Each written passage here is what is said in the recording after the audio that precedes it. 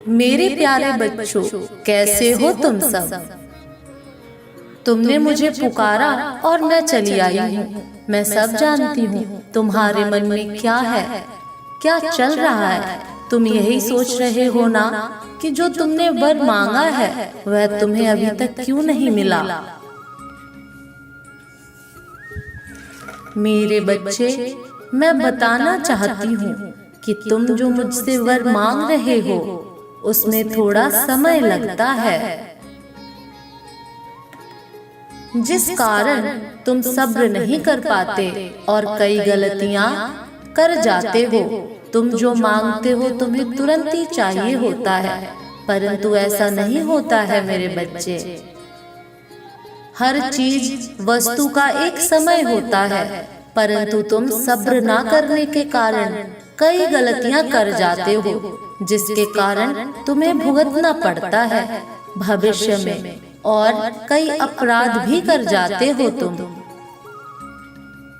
मेरे भक्तों, तुम कई बार ऐसी गलतियां कर जाते हो जिसके कारण मुझे कष्ट होता है, और मैं तुम्हें कई बार संकेत भी देती हूँ। तुम उन संकेतों को तुम नजरअंदाज करते हो और कई परेशानियों में पड़ जाते हो।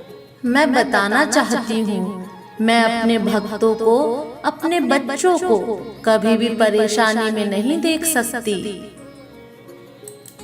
इस कारण मैं तुम्हें सपने में आकर कई बार चेतावनी दे जाती हूँ, परंतु तुम मेरी इन चेतावनी को नजरअंदाज कर देते हो।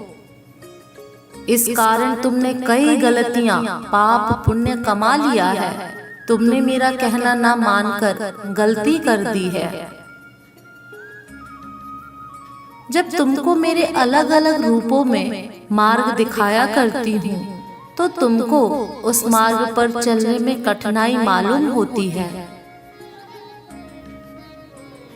तो अब तुम इतना दुखी क्यों हो रहे हो? यह दुख का मार्ग तुमने खुद चुना है। मैं तो तुमको बस इस मार्ग से निकालना चाहती थी। आज मैं तुम्हें रोज रूप में फिर से एक बार मौका दे रही हूँ। अब से तुमने अगर बात ना मानने की गलती की तो उसके जिम्मेदार तुम खुद होगे, और तुम्हें कोई भी सहारा नहीं मिलेगा। चाहे तुम्हारे साथ कोई भी परिस्थिति घटे, तुम्हारा अपना कोई तुम्हारा साथ नहीं देगा। तुमको बस अपना भला नहीं सोचना है, बल्कि तुमको अपने साथ साथ सभी का भला सोचना होगा, चाहे वह तुम्हारे अपने हो या फिर पराए। तुमको इंसान के रूप में भले कार्य करने के लिए धरती पर भेजा गया है, लेकिन तुम अभी खुद में व्यस्त बैठे हो। तुम्हें खुद का बस विचार करना है। अपने लिए तुम एक शांत जगह पर बैठ जाओ और सोचो। खुद से पूछो कि तुमको किस कार्य को करने में तुम्हारा दिल खुश हो जाता है। तुम्हें तुम्हारे अंदर से एक आवाज आएगी, तुम वही करना और मन लगन से उस कार्य को पूरा करने में लग जाना। समय रहते तुमको तुम्हारे कार्य पर नजर रखनी होगी। हो सकता है कि तुम गलतियां बहुत ही ज्यादा कर जाओ, परंतु जब तुम खुद के ऊपर नजर रखोगे तो तुमसे गलतियां कम होंगी। तुम जब गलतियां करोगे तो तुम्हारे कर्म बुरे होंगे, और बुरे कर्म से तुम्हारा भविष्य बुरा होगा। तुम इन सब बातों से भली भांति परिचित हो, फिर भी तुम यह गलती कर जाते हो। मेरे बच्चों, तुम्हारे अच्छे कर्म ही तुम्हें पुण्य प्रदान करते हैं, और इससे तुम्हारा कर्म अच्छा होता चला जाता है। इन सब बातों को समझने पर तुम्हारा भविष्य अच्छा होता चला जाएगा। अब तुमको जिस मार्ग पर चलना है वह तुम खुद चुनोगे।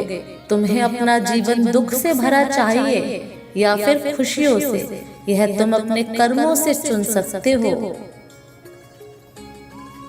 मेरे अगले संदेश का इंतजार करना, मैं आऊंगी तुमको मार्ग दिखाने।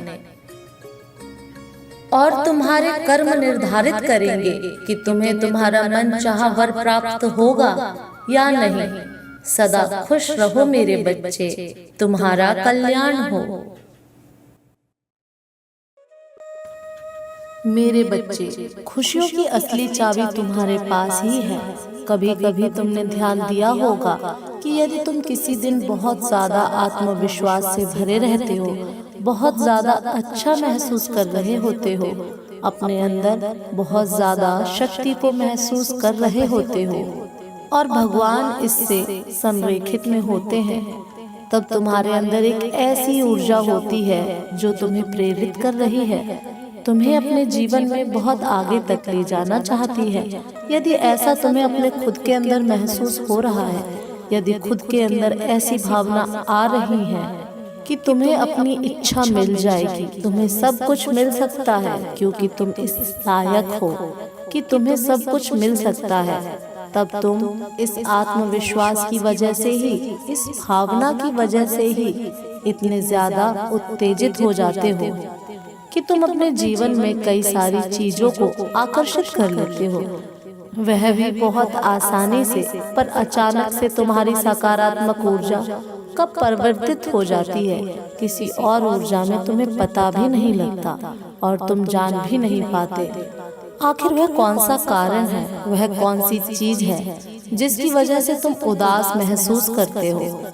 तब तुम्हारे अंदर कोई भी प्रेरणादायक चीजें बची नहीं होती, तब तुम खुशी को महसूस नहीं कर पाते, तब तुम संदेह करने लग जाते हो, तब तुम्हें कुछ समझ नहीं आता कि अब क्या करूं, क्योंकि तब तुम्हारे जीवन में कोई भी बदलाव नजर नहीं आता। दरअसल ऐसे में तुम्हें अपनी भावना को पकड़ना पड़ेगा और ध्यान रखना पड़ेगा कि तुम्हें उस पल को याद करना है कि जिस समय तुम बहुत ज्यादा आत्मविश्वास से भरे थे, जिस समय तुम भीतर से बहुत ही ज्यादा शक्ति को महसूस कर रहे थे, और उस भावना को तुम्हें एहसास में लाना होगा कि तुम अपने जीवन में सब कुछ पा सकते हो, तुम किसी से भी नहीं डरते, तुम्हारे लिए बहुत सारी चीजें इस सृष्टि में है, तुम्हारे लिए किसी चीज की कोई कमी नहीं है, तुम्हें सब कुछ मिल सकता है। किसी भी तरीके की रुकावट, कोई भी मुसीबत, कोई भी बाधाएं तुम्हारा कुछ नहीं बिगाड़ सकती, क्योंकि तुम्हारे साथ तुम्हारी माता है। पर अचानक से जब तुम लोगों की बातों को सुनकर परिस्थितियों में बदलाव करते हो, अलग अलग ऊर्जा से जुड़ जाते हो और खुद को यह इजाजत देते हो कि तुम इन चीजों के बारे में बहुत ज्यादा सोचो, तब तुम्हें एक बात ध्यान रखनी है। जब तुम बहुत ज्यादा शक्तिशाली महसूस कर रहे हो अपने भीतर, तब तुम अच्छा सोच रहे हो, अच्छी बातों पर ध्यान लगा रहे हो, तब लोगों की बातों के बारे में कम सोचना है, दूसरे लोगों के बारे में बातें कम करना है और उस वाली भावना पर ज्यादा ध्यान देना है जो भावना तुम्हें अपने भीतर से आ रही है। याद रखो, अलग अलग परिस्थितियाँ तुम्हारे जीवन में आएंगी ही तुम्हारी जांच परख करने के लिए, लेकिन पूरे दिन उन चीजों के बारे में नहीं सोचना है। कुछ पल ऐसा भी महसूस करना है कि तुम अंदर से क्या चाहते हो, तुम्हारा मन तुम्हें क्या कह रहा है, तुम्हारा व्यक्तित्व तुम्हें क्या कह रहा है, क्योंकि यदि तुम अपने आप के साथ एक रहते हो तो यह एक रखने वाली भावना ही तुम्हें भगवान के साथ जोड़ देती है। जब तुम खुद के साथ पूरे दिन जुड़े रहोगे, तभी तो तुम उसके साथ एक होगे, और जैसे ही तुम साथ एक हो जाते हो, तब तुम अपने जीवन में सभी चीजों को अपनी ओर आकर्षित करने लग जाते हो। जब तुम्हारा संबंध, तुम्हारा रिश्ता खुद के साथ ही टूट जाता है, तब तुम्हारा रिश्ता उस भगवान के साथ भी टूट जाता है। इसलिए तुम्हें भी ईश्वर के साथ अपने रिश्ते को मजबूत बनाना है, और तुम्हारे लिए वह चाबी तुम्हारे पास ही है। तुम्हें बस बाहर की चीजों की एक तरफ ध्यान नहीं देना है, तुम्हें केवल खुद के ऊपर ध्यान देना है और अपनी हर एक चीज को अपने जीवन में बहुत ही आसानी से आकर्षित करना है। आज मैं तुमसे एक और महत्वपूर्ण बात कहने आई हूँ। जब तुम किसी पर विश्वास करके उसे अपने जैसा ही समझकर उसे खुद से अलग नहीं समझते हो, उसे अपने ही जैसा ईमानदार समझ के उस पर विश्वास करते हो, क्योंकि तुम्हारे मन में किसी के प्रति कोई गलत भावना नहीं होती है।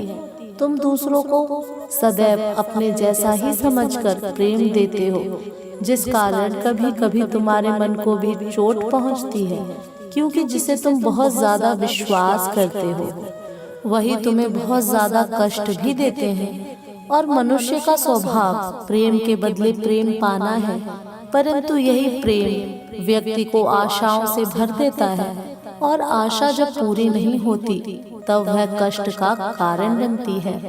प्रेम पाना अधिकार अवश्य है, परंतु अपने अस्तित्व को खोकर नहीं, बल्कि उसे बरकरार रखकर अपने दायित्व, अपने कर्तव्य को पूरा करने में, जो तुम्हें सही दिशा दिखाने में सहायक हो, जो केवल अपनी चिंता न करे, हर किसी की चिंता करता हो, और जो केवल स्वार्थ के लिए नहीं, प्रेम के लिए तुम्हारे साथ हो, वही तुम्हारे विश्वास के काबिल हो सकता है।